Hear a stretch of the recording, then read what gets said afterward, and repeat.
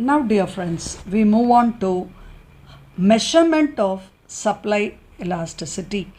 The elasticity of supply on a given point on the supply curve can be considered with reference to 2 points on the supply curve. It's called point elasticity, like as in the demand. So, elasticity of supply ES is equal to dP by dP into P by Q. Now, in the given example underneath, the supply function is given as Q is equal to minus 100 plus 10P. Find the elasticity of supply using point method when price is rupees 50. That is dQ by dP is equal to 10. The price being 15, Q is to be substituted there as the supply function is given as Q is equal to 100 plus 10 into 15. Now when Q is equal to 50, S is equal to 10 into 15 by 50, that is the elasticity of supply is rupees 3. What is meant by dQ by dP? It is nothing but the differentiation between price and quantity respectively. Next we move on to arc elasticity. Arc elasticity between 2 points can be found out with the formula, namely quantity 2 minus change in quantity 1 divided by the sum of the quantities into sum of the price of the two variations divided by the difference in the prices. So thus in the case of P1 being 12 and P2 being 15, Q1 to be 20 units and Q2 to be 50 units, substituting it in the above formula, we get it as 50 minus 20, that is 30, divided by 50 plus 20, that is 70, into 15 plus 12, that is 27, divided by 15 minus 12, that is 3, is equal to 3.85. So the arc elasticity is measured as 3.85. Now we shall move on to the heading determinants of elasticity and of supply. What are the factors which determine the fluctuation in the supply or the contraction and expansion of the supply? When the price elasticity of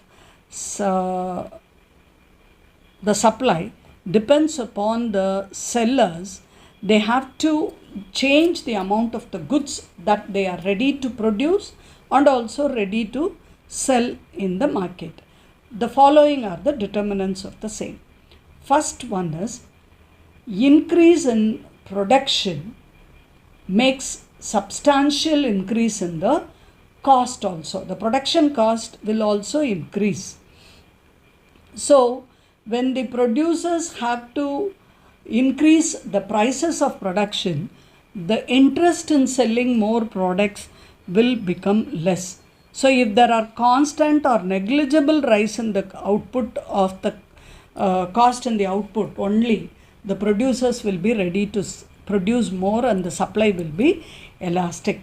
If it is a more complex product process, or if it takes a longer time, or if it goes beyond the cost, then in that case the lower elasticity of supply only will be there. Products which demand more time, more cost and more process will usually not have a good elasticity of supply.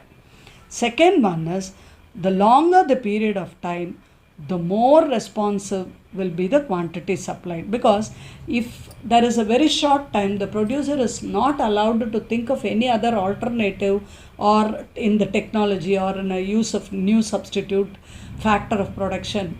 But in the long run, he will be able to give various combinations of production, so he will be able to increase the supply. The third one is when there are more number of producers and a high degree of competition in the market, supply is more elastic because each one is competitive to the other and they like to oversee the others. So there will be more supply. In the next case, supply will also be elastic if the firm has not used its fullest capacity, if their production capacity is kept in spare, then without increasing any cost or without a heavy increase in the cost, the firm will be ready to produce more amount of quantity, so the supply will have more of elasticity. And the next determinant is availability of raw materials and inputs. If they are readily available and if they are cheaply available, then the elasticity would be more in the case of such products. But in the other hand, if it is very difficult to procure raw materials and if it is very expensive, cost of production, if it increases, then in that case supply will become very less. Next determinant is, supposing if the firm has already purchased more of raw materials, components, and if it has a good stock of finished products, these all will tend to see more of supply in the market. That is, when there is a slight higher supply price increase, they will see that they will use all the stock of raw materials, or they will release all the stock of finished products that was in store with them, and so what happens, the elasticity of supply will also increase. Next is substitution effect.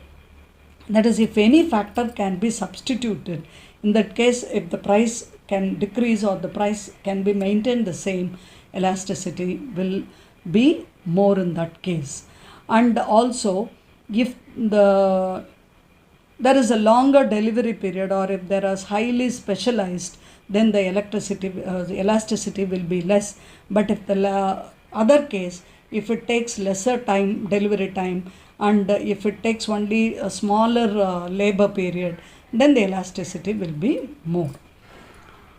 Next case is, if both capital and labor are mobile, the elasticity of such product will be more. For example, in a case of printing press, they can print anything. They can either print comic books or textual or greeting cards or any other cards as such.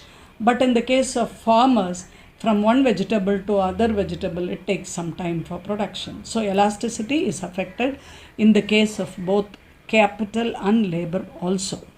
Next one is expectations of the future prices. This is last one but not the least.